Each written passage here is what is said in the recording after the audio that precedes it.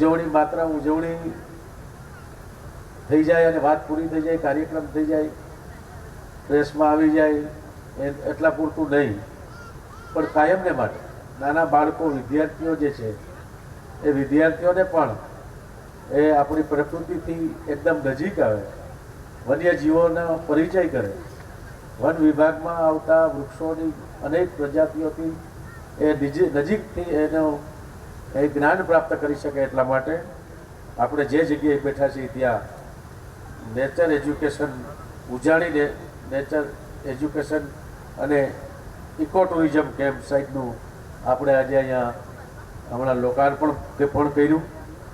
અંબાજી ખાતે વન વિભાગનું એક ગેસ્ટ હાઉસ, ખૂબ સરસ ગેસ્ટ હાઉસ બનાવ્યું, એનું પણ લોકાર્પણ કરવામાં આવ્યું.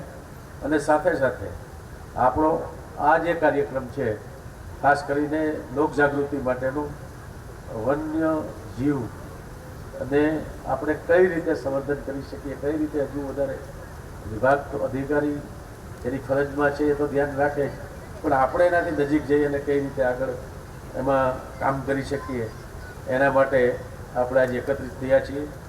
આમ તો 1955થી આ રીતની વન્યજીવ સપ્તાહની ઉજવણી કરવામાં આવે છે.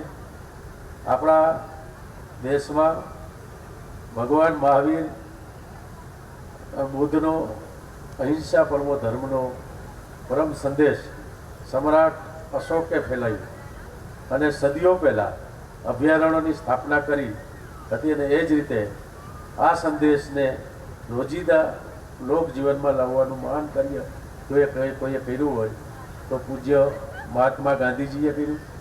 અને એટલા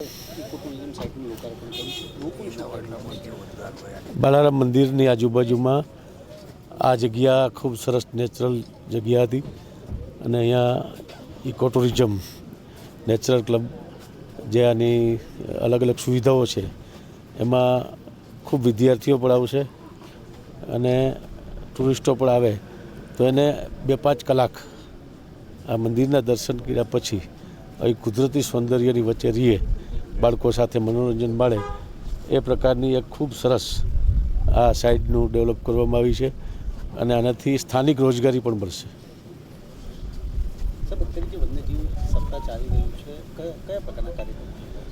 બીજી ઓક્ટોબરથી 8 ઓક્ટોબર દર વર્ષે વન્યજીવ સપ્તાહ છે એની ઉજવણી કરવામાં આવે છે.